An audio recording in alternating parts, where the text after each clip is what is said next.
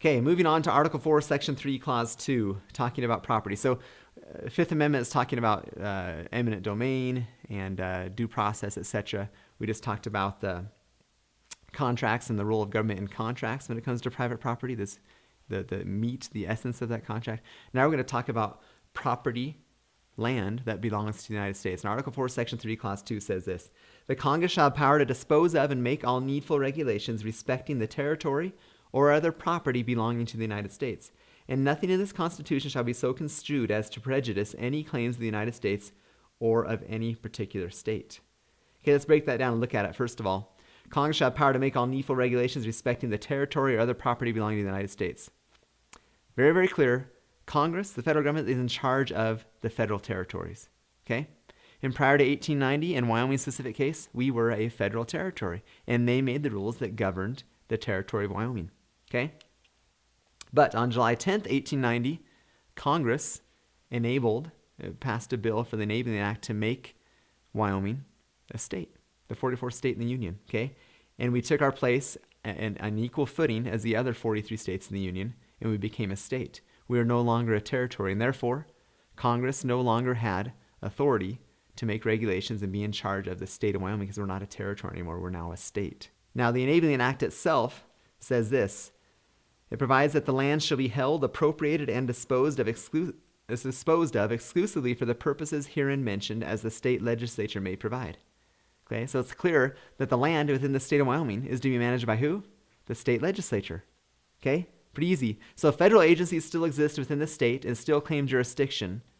They're here only out of ignorance. We've chosen to let them. Okay, ignorance and apathy, and if we were willing to submit to federal tyranny. The federal government has no jurisdiction within the state. It's now a state. It's not a territory. Okay, so BLM, for example. BLM was originally authorized, the Bureau of Land Management is originally authorized to use the Article 4, Section 3, Clause 2 power to dispose of lands. That's what the Bureau of Land Management was to do, was to dispose of it, get it into the hands of private citizens, into the state. But what have they done? They've set up shop here. They've been here for over 100 years, acting as our land managers. They're not our land managers. We need to get them out and say, you have no jurisdiction here. Because once you get these federal agencies who say they have jurisdiction, then all of a sudden we have to obey whatever the federal government says. But that's unnatural for the federal government to be telling us in our own local communities what you'll do with your land, how you'll manage this, what you can and can't do. It's unnatural for a bureaucrat in D.C. to be doing that. Or even to have a field office here and say, oh, yeah, we work for the federal government. The federal government doesn't have any jurisdiction here. Okay? Very, very clearly. They're an uninvited guest, and they shouldn't be telling the state legislature what they should and shouldn't be doing, because we already have the rules that say the state legislature is in charge of what we should and shouldn't be doing. The last part I think is interesting here. It says, and nothing in this Constitution shall be so construed as to prejudice any claims of the United States or of any particular states. Well, what are the claims of the United States? Over the territories and the property belonging to them. But I like the last part. It says, or of any particular state. What's the claim of the state? To the state of Wyoming. Okay? Some people say, oh, it says right there that the United States has supremacy. No, it doesn't. It says that the United States has their claim, which is to territories and property belonging to them, and the states have their claim, which is to their state. There's a separation. There's a distinction between what is governed by who. Okay? That's an interesting one. Not a lot of people talk about it, but it's very, very powerful. And there's some movement right now within the western states to take back a lot of those federal lands because they're ours. They're not federal lands. Okay? Now, Article 1, Section 8, Clause 17 is another issue that talks about federal land. Okay, we're going to start out with the beginning. Congress shall have power to exercise exclusive legislation over such district, not exceeding 10 square miles, as may become the seat of the government of the United States. Okay, a 10 square mile seat of the government of the United States, what does that sound like?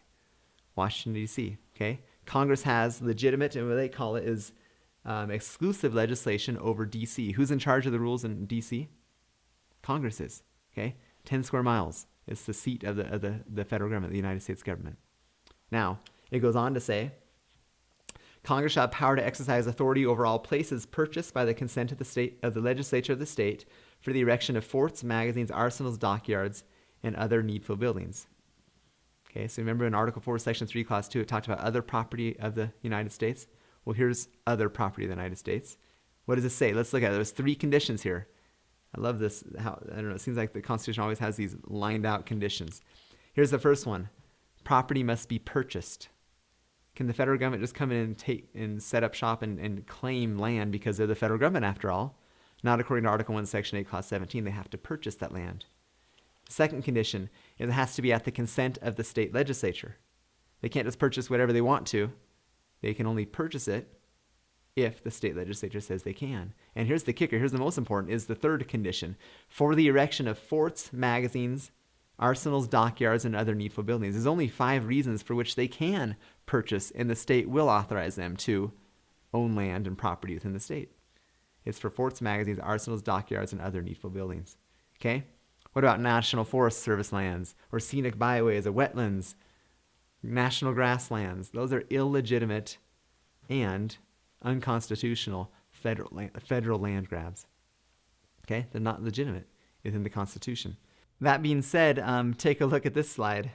You see this map here in the 11 western states, 12 if you include Alaska, but look at the huge difference. This is depicting in red the federal lands that are owned within these states. Now, people throw around this term called equal footing a lot. Equal footing, that term doesn't come from the Constitution, but it does come from Article 5 of the Northwest Ordinance of 1789. It was one of those laws that were made in pursuance of the Constitution, like it's talked about in Article 6, and therefore became the supreme law of the land. It was within the proper role of government to pass this law. And the equal footing clause specifically states, quote, such state shall be admitted by its delegates into the Congress of the United States on an equal footing with the original states in all respects whatever. Does it look like these western 11 states were admitted on the same equal footing? To me, it looks like there might have been some bribery, coercion. You will let us form your state with claim to 84% of your land in Nevada or 43% of your land in Wyoming. So when you compare the 11 western states with those in the Midwest and the East Coast, it doesn't seem that we have an equal footing with them with respect to land ownership. Think about the implication when it comes to, let's say, mineral royalties, right? If 43% of Wyoming land is tied up in federal lands, then Wyoming ends up paying the federal government royalties on the resources of the land that they, supposedly, the federal government owns. Wait, that doesn't make sense. Same as ranchers, right? Their role, the government's role, was to dispose of the land, a commitment they honored on all states east of us, but they have taken over 100 years to do so with the western states. What they did when they created all those lands east of us, they said, look, we're going to dispose of this territory. We're just going to have very minimal land ownership, just like the Constitution calls for. And yet when it came to the 11 western states with all these minerals and all these valuable things, they've kind of lagged on their commitment. 100 years in ticking. Oh no, we're not going to give the land over to the state. We're going to completely control it, which is contrary to what the Constitution calls for, because they're not supposed to own land except for specific purposes, and it's contrary to the own obligation they made to us that they were actually going to start using the Article 4 power to dispose of that land back to the states and to the people. Why would the founders set it up this way? It's really simple. Why have some distant bureaucracy trying to control land? The way to make land good and free and productive is to give it to the people who live on it and live around it and own it. Okay? That's how you do it. And if government is the one picking and choosing how it will be used and disposed, etc., then intentionally or not, they're picking winners and losers in the marketplace. And that's not right. It's not right for government to do something that we as individuals can't do. Can I as an individual say, you're a winner, you're a loser? You can do this with your land, you can't do that with your land. No, I can't do that. I can't use that force, so I can't delegate to government to use that force on my behalf. The same old scenario we keep talking about, right? These basic principles. So when we talked at the beginning about these principles from the Declaration and these basic concepts of property, hopefully you can see how they apply now.